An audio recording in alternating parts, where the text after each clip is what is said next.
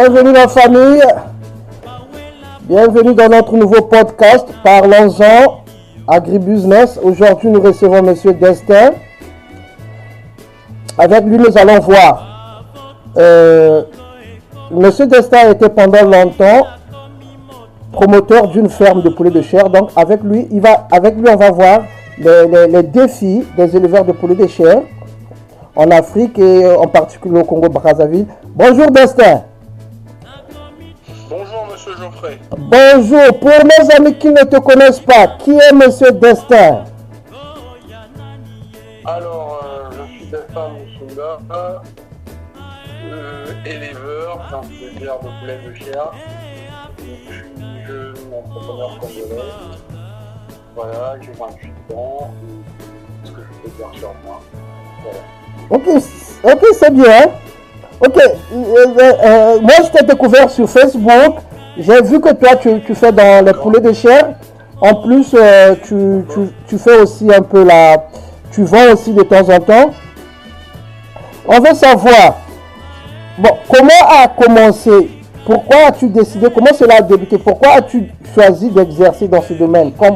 Pourquoi tu n'as pas dit par exemple je vais faire peut-être, je ne sais pas, dans les ports ou bien encore juste chercher un travail, mais tu as décidé de faire une aventure d'élevage de poulets de chair?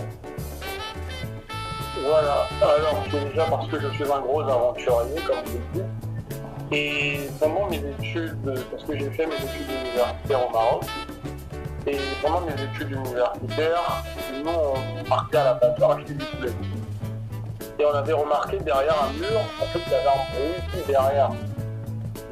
Quand on abattait le poulet, pour le plumer, le boucher, il emmenait le poulet à l'arrière, on écoutait un bruit d'un moteur et on ne savait pas ce que c'était. Et donc j'ai fait des recherches et je me suis rendu compte qu'il y avait des machines à plumer.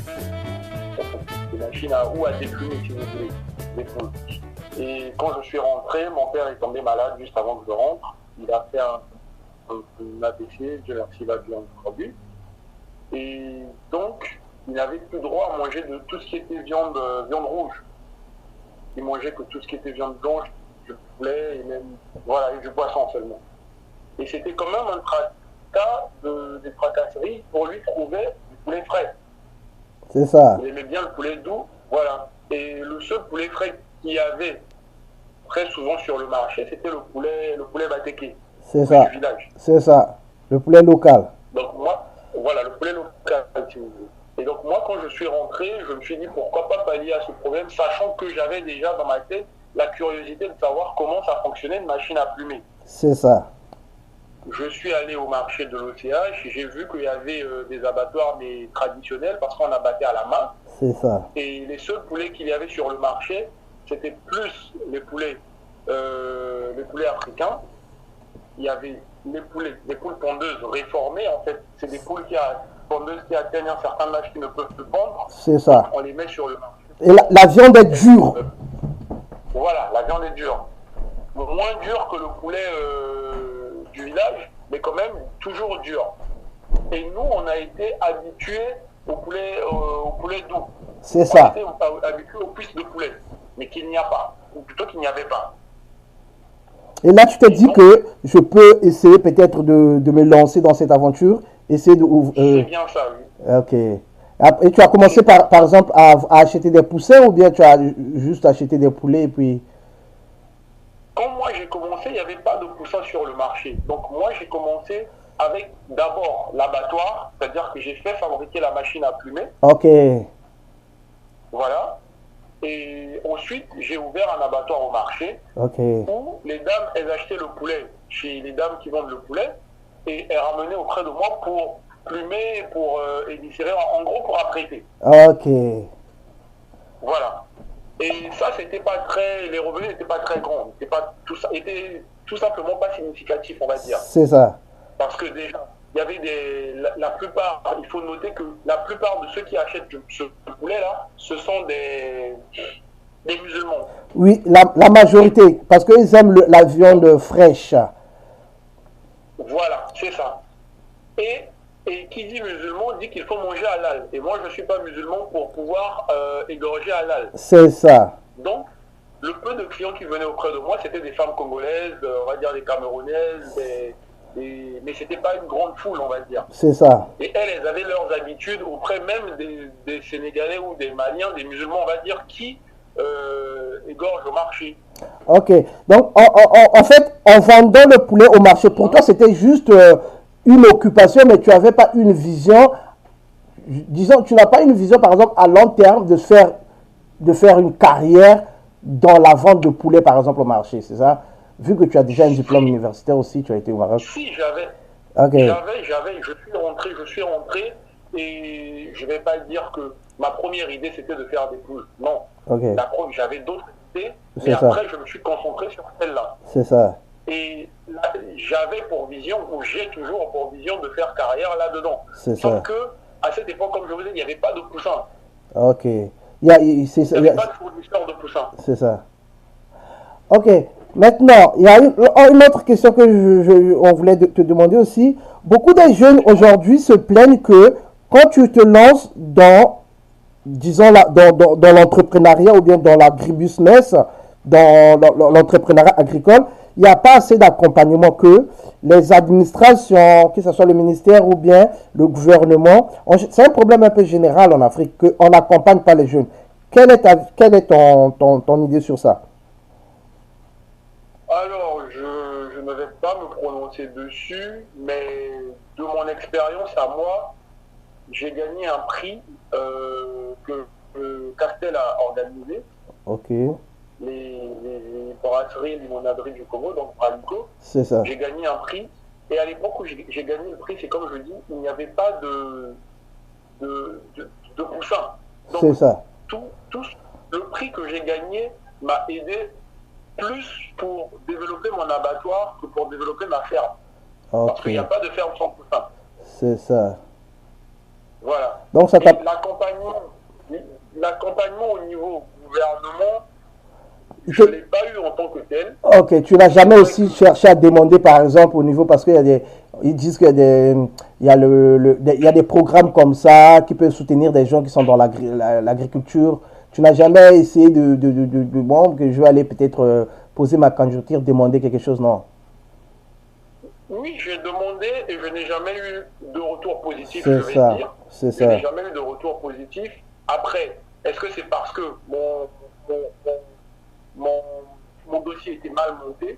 Est-ce que je n'ai pas eu de réponse comme quoi, ah voilà, votre dossier n'a pas été accepté pour telle raison, par exemple, venez vérifier l'année prochaine ou au prochain programme, jamais.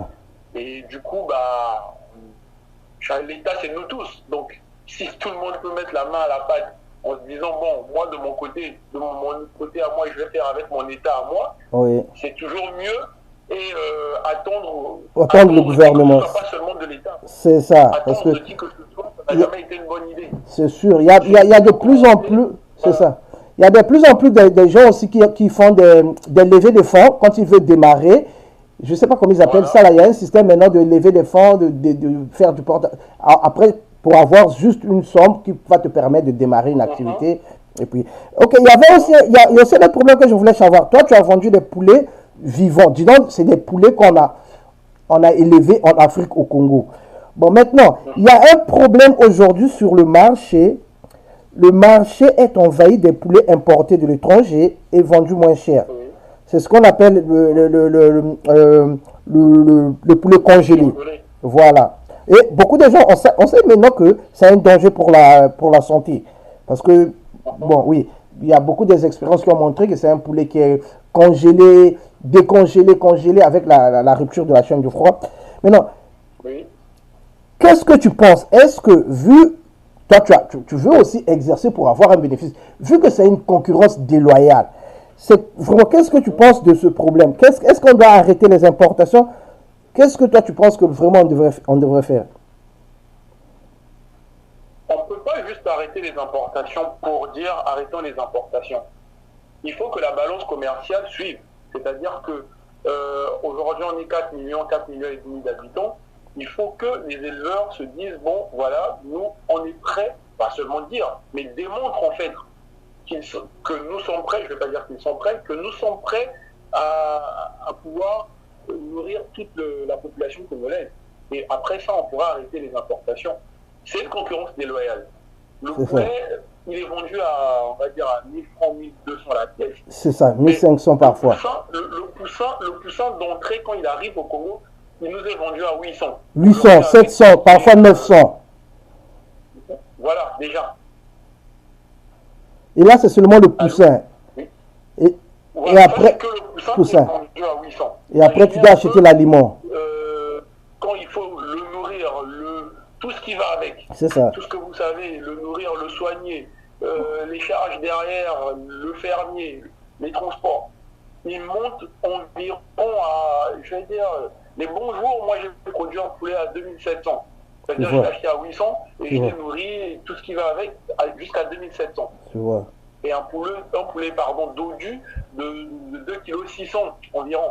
C'est ça. Aujourd'hui, un poulet vivant. Produit à 3400, 3600. C'est ça, c'est ça. Et là, ça fait que vraiment, c'est difficile de s'en sortir.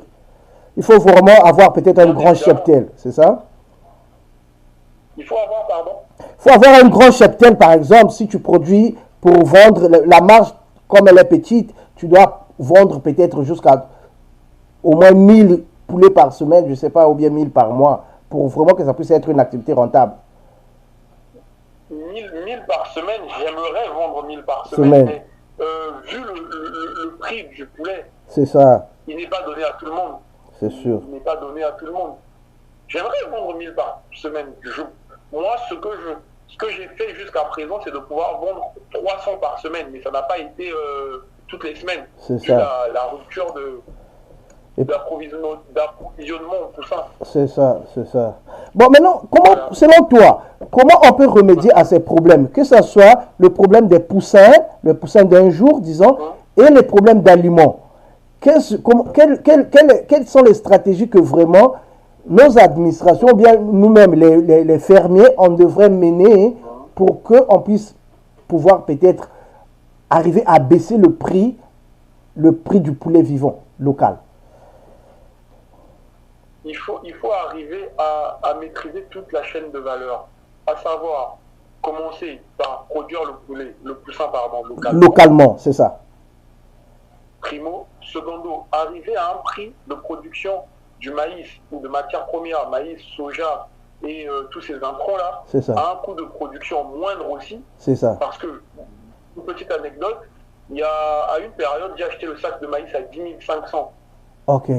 Mais et 8 mois plus tard environ, j'ai acheté le sac de maïs à 17 000, 19 000. Ça c'est le sac de 25 kilos. Non, le sac de 50 kilos. Le sac de 50 kilos. Voilà. Oui, à 10 000 francs, c'était déjà bien, hein, parce que 50 kilos à 10 000 francs, c'était... Bien sûr. Oui. Et là, à 17 000, c'est comme... ça devient un peu plus cher. Parce que là c'est pas seulement le maïs, après, il faut acheter aussi le soja. Le soja, l'huile de palme, c'est ça. Ouais, le calcaire, tous ces ingrédients qu'on ajoute dedans. Ok. Oh, mais... Le soja de 50 kilos, il est vendu à 25 000. Tu vois? Ça c'est déjà, si tu prends tout ça, tu arrives peut-être à avoir. C'est pour ça que maintenant, ils vendent l'aliment, le sac de 25 kilos, ils vendent à 18 000. Or, avec ce prix-là, 18 000, 17 000, le sac de 25 kilos d'aliments, ça devient cher. Voilà, imaginez, un poulet de chair, il doit manger environ 4,5 kg en 45 jours. C'est ça. Et là, tu t'en sors pas.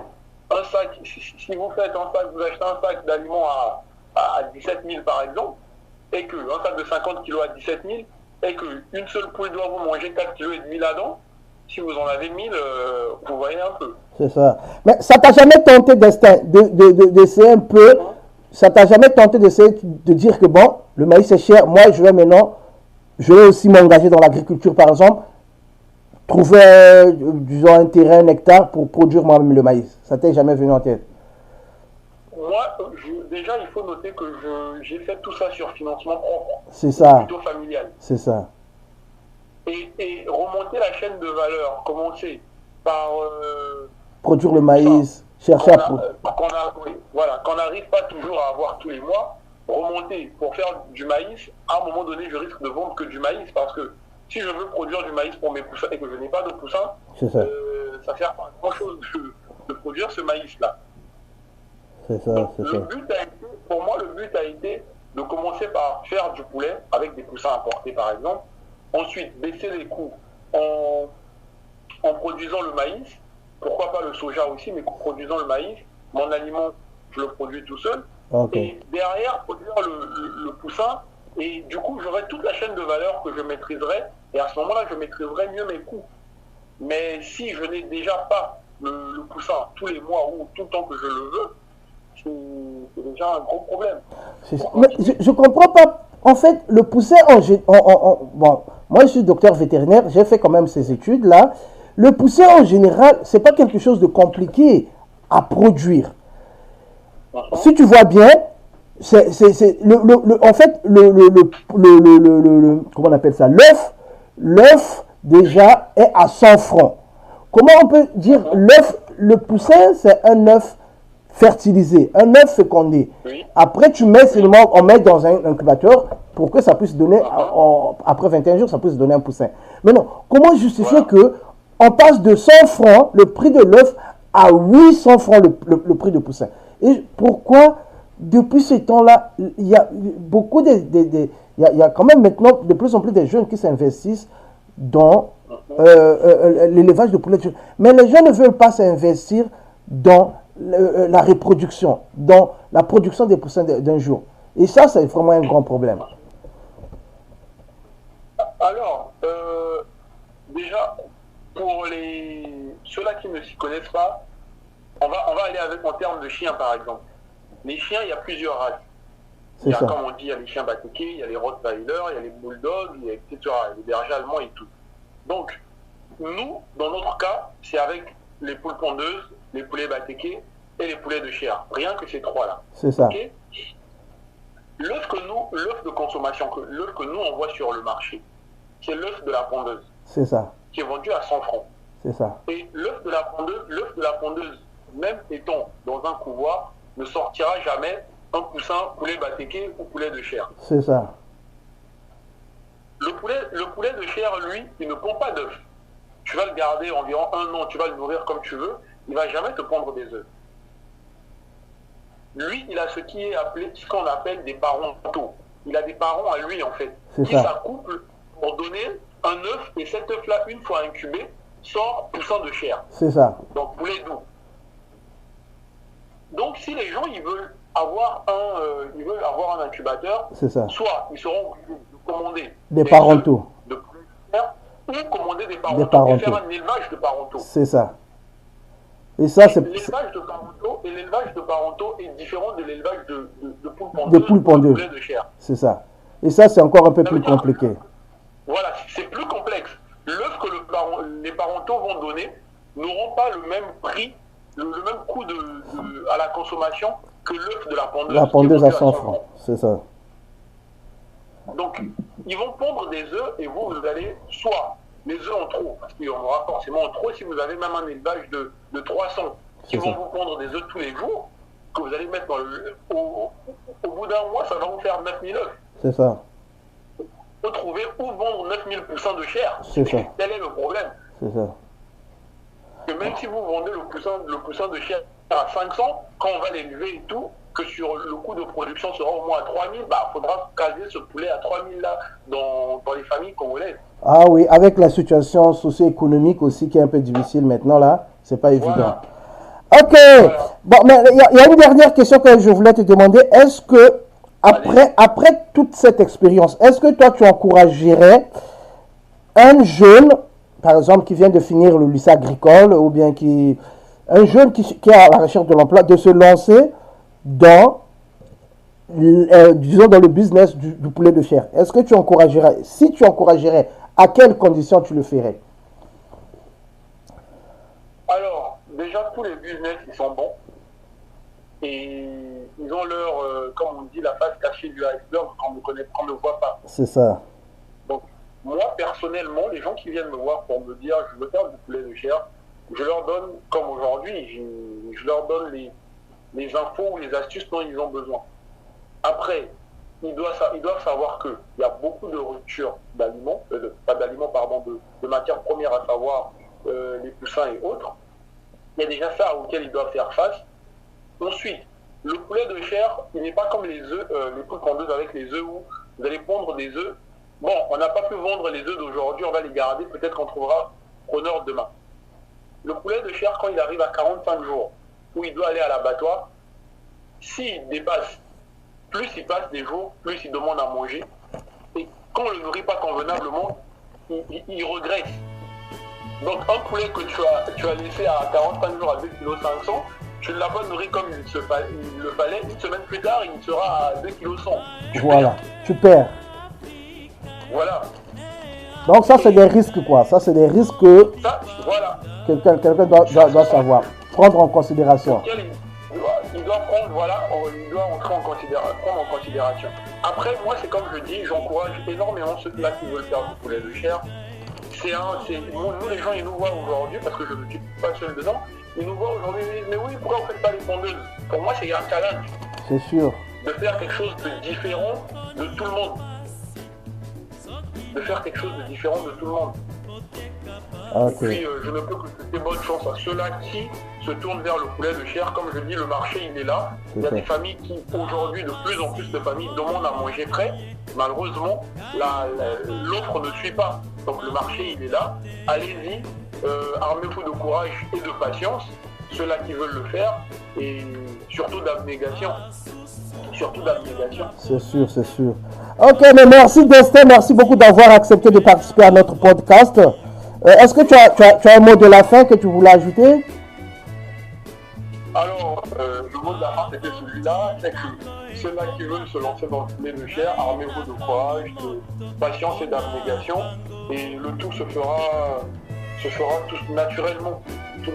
Là où nous avons buté, avec nos petites informations qu'on peut vous donner, vous irez plus loin que là où nous nous sommes arrêtés. Ok, mais c'est bien. Mais merci beaucoup. Merci les amis de nous avoir suivis. Votre podcast Parlons-en Agribusiness. Aujourd'hui, nous avons échangé avec Destin. Destin, c'est quelqu'un qui a beaucoup d'expérience dans l'élevage de poulets de chair. Donc, suivez-nous. Si vous avez appris quelque chose, mettez un like, abonnez-vous pour être notifié de nos prochaines parutions. C'était Parlons-en Agribusiness. Aujourd'hui, nous avons échangé avec Monsieur Destin. Suivez-nous sur les réseaux sociaux. Nous sommes sur Spotify, sur Apple Podcast, sur Google Podcast et sur notre chaîne YouTube Afro Pessimiste. Aussi, dans la description, vous allez trouver un lien pour notre formation en élevage de poulets de chair. C'était votre humble serviteur, le docteur Geoffroy Baudelaire.